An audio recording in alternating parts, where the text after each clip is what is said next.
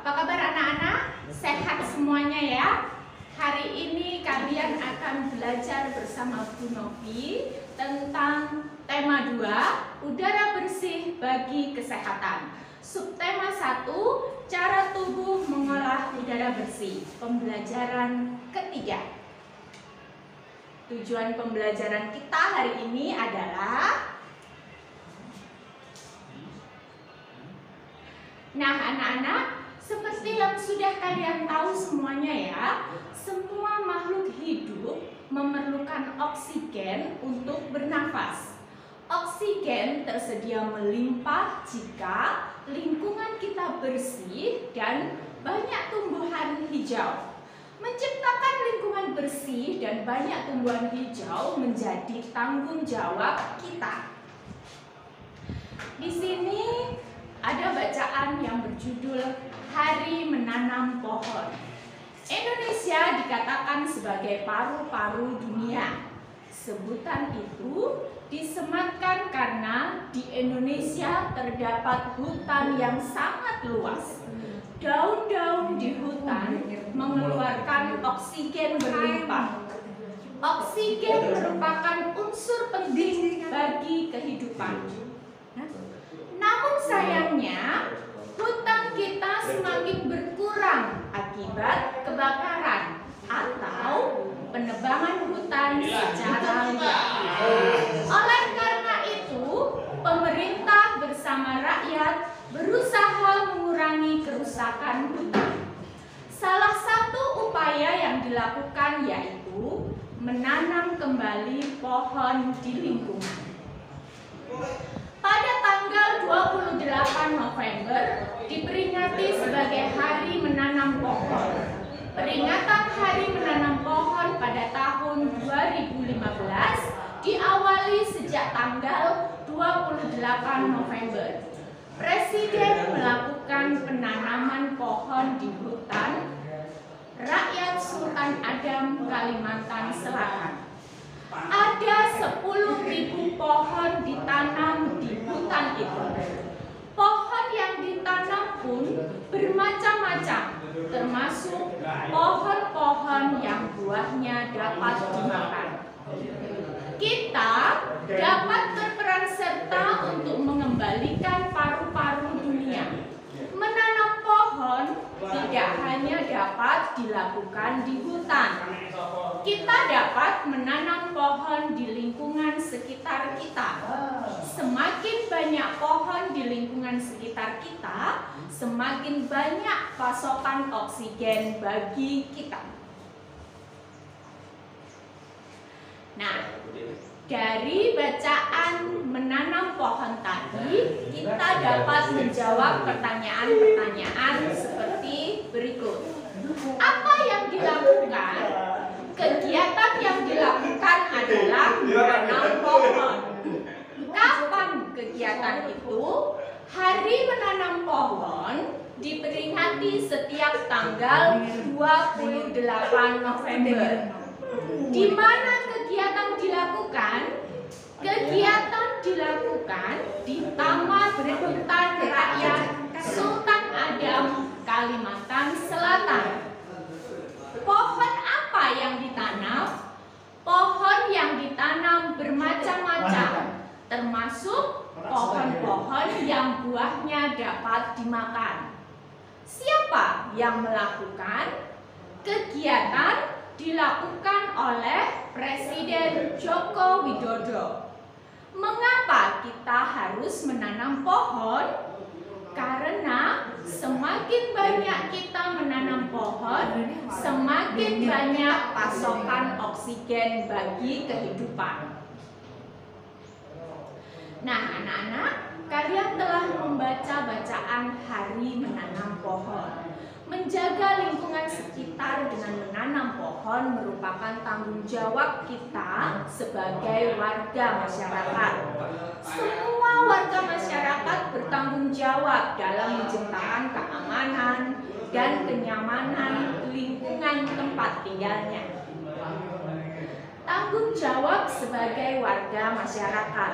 Apa itu tanggung jawab? Tanggung jawab merupakan sikap terpuji yang hendaknya dimiliki oleh setiap individu. Sikap tanggung jawab mencerminkan nilai karakter setiap individu.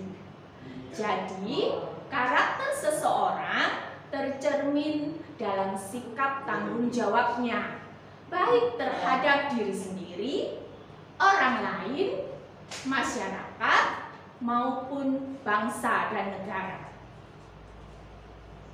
Pengertian tanggung jawab. Lalu, apa yang dimaksud dengan tanggung jawab itu? Tanggung jawab adalah sikap dan perilaku seseorang untuk melaksanakan tugas dan kewajibannya yang seharusnya dia lakukan, baik terhadap diri sendiri, keluarga, masyarakat, lingkungan, negara, maupun Tuhan Yang Maha Esa. Menurut Kamus Besar Bahasa Indonesia, tanggung jawab adalah keadaan wajib menanggung segala sesuatunya. Setiap individu mempunyai tanggung jawab karena tanggung jawab bersifat kodrati, yaitu menjadi bagian dari kehidupan manusia. Tanggung jawab setiap individu memiliki beberapa jenis.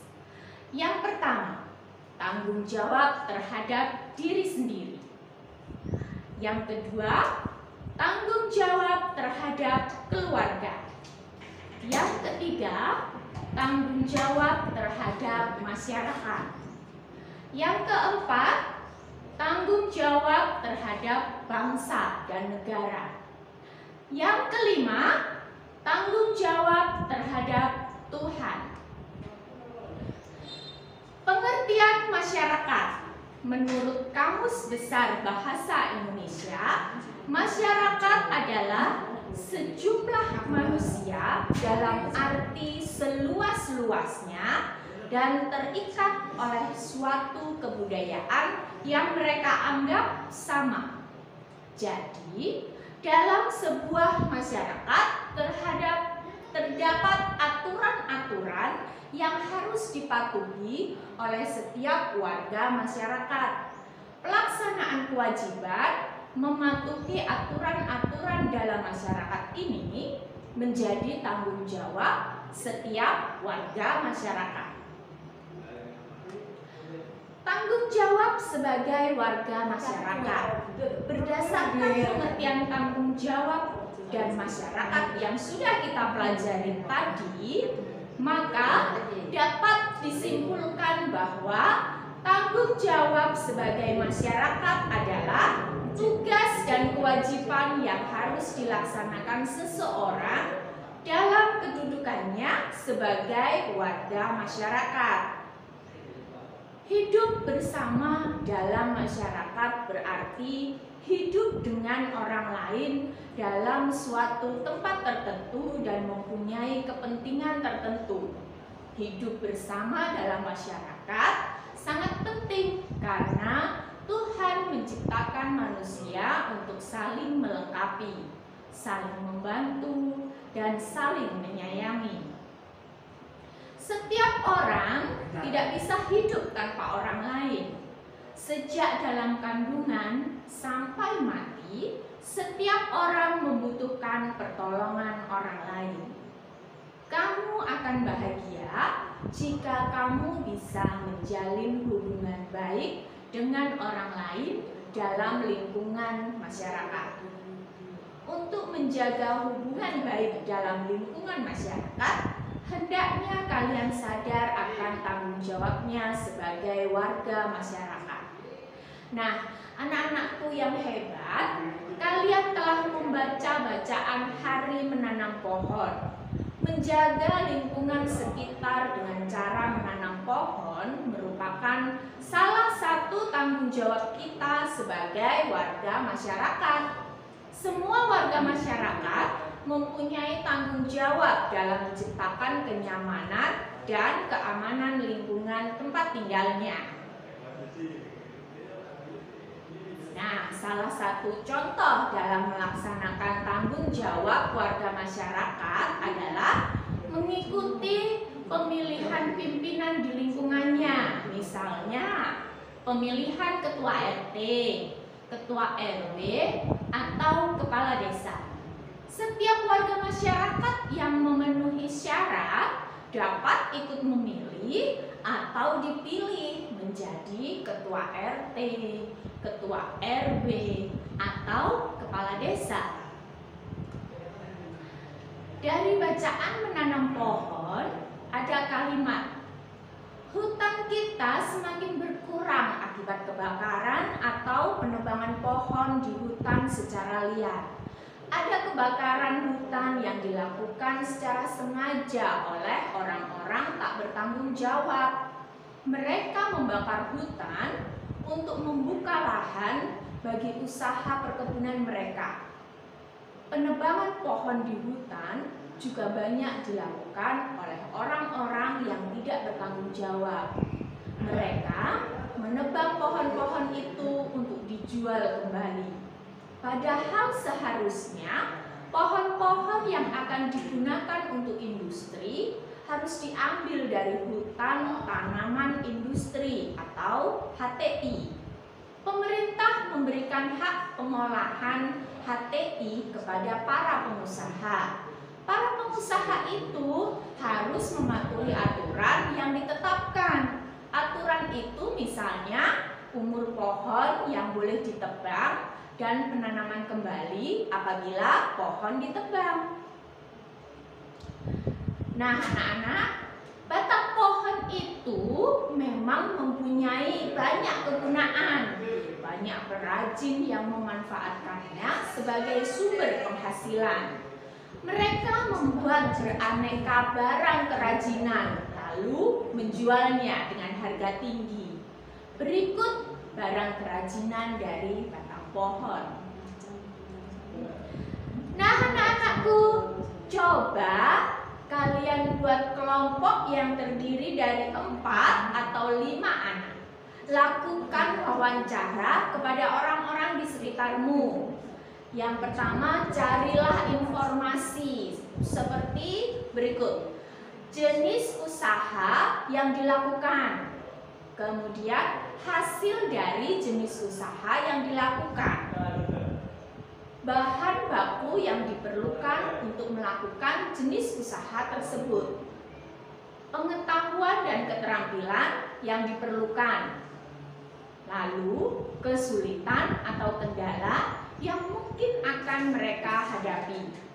Dari informasi-informasi yang kalian gali tersebut, buatlah daftar pertanyaan yang akan kalian tanyakan kepada orang yang akan kalian wawancarai. Lalu, lakukan wawancara dengan baik. Ajukan pertanyaan dengan sopan. Berterima kasihlah kepada orang yang kalian wawancarai atas waktu dan jawaban yang diberikan.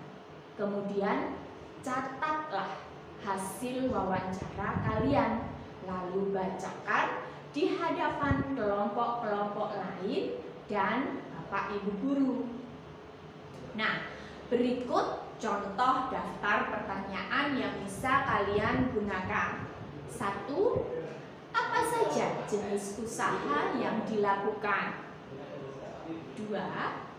Apa hasil dari jenis usaha yang dilakukan?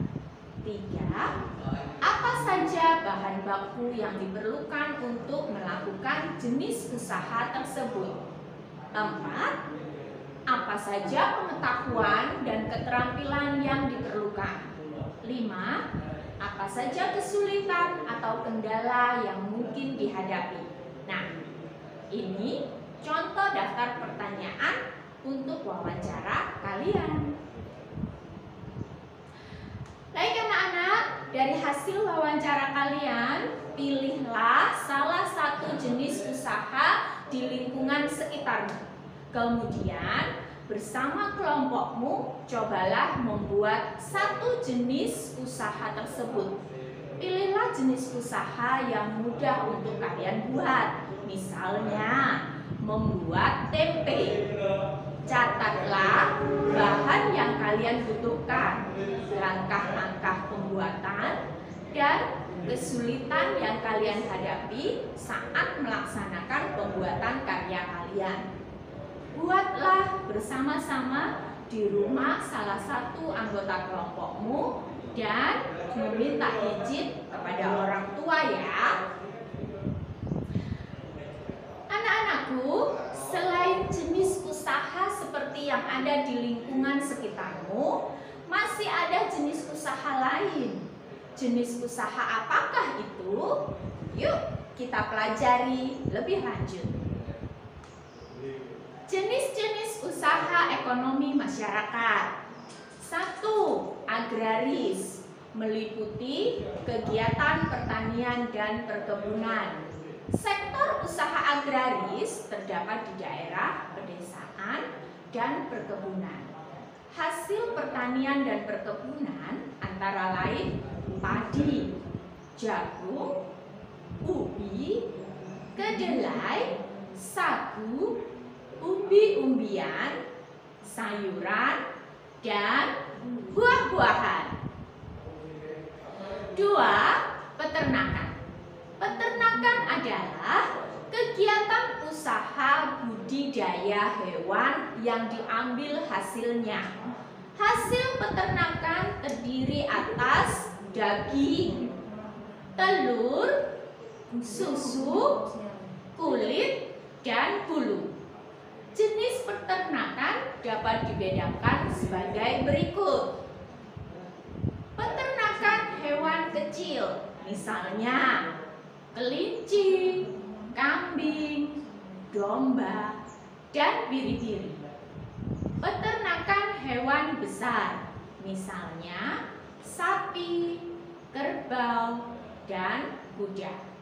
Peternakan unggas, misalnya ayam, itik, dan puyuh. Yang ketiga, perikanan. Secara umum, usaha perikanan dibedakan menjadi perikanan darat dan perikanan laut. Perikanan darat ada perikanan air tawar dan perikanan air payau. Perikanan laut yaitu usaha menangkap ikan di pantai atau di laut. Yang keempat, pertambangan. Barang tambang dapat dibedakan sebagai berikut. 1. Barang tambang mineral logam, misalnya emas, perak, tembaga, timah, bauksit, dan nikel. Yang kedua, barang tambang mineral non-logam, yaitu belerang, gipsum, marmer, dan batu gamping. Yang ketiga, barang tambang sumber energi, misalnya minyak bumi, batu bara, dan gas alam. Perusahaan di Indonesia antara lain adalah PT Pertamina, PT Aneka Tambang, PT Freeport Indonesia, dan PT Chevron Pacific Indonesia. Itu adalah perusahaan di bidang pertambangan. Nah, kita lanjutkan yang kelima adalah kehutanan. Hasil hutan Indonesia antara lain kayu jati, meranti, ulin damar, dan rotan. Yang keenam, perdagangan. Perdagangan adalah kegiatan membeli barang dagang dan menjualnya kembali kepada konsumen. Melalui kegiatan perdagangan, pedagang akan memperoleh keuntungan dari selisih jual dan harga beli. Kegiatan perdagangan tidak hanya cukup dengan satu daerah atau satu negara. Akan tetapi, kegiatan perdagangan dapat dilakukan antar negara yaitu dengan kegiatan ekspor dan impor. Ekspor adalah usaha menjual barang dari dalam negeri ke pasar luar negeri. Sedangkan impor adalah usaha memasukkan barang dari negara lain ke dalam pasar dalam negeri. Yang ketujuh, perindustrian. Perindustrian adalah kegiatan mengubah bahan mentah menjadi barang setengah jadi atau barang jadi. Usaha industri dapat dilakukan secara perorangan dan kelompok. Usaha industri dapat dikelompokkan industri rumah tangga atau home industry, industri sedang, dan industri besar. Contoh industri di Indonesia adalah industri makanan dan minuman, kosmetik, obat-obatan, garmen, serta elektronik. Nah, anak-anakku, itu tadi materi yang kita pelajari bersama ya. Tetap semangat belajar, semangat sehat, generasi pintar, Indonesia hebat. Wassalamualaikum warahmatullahi wabarakatuh. Bye.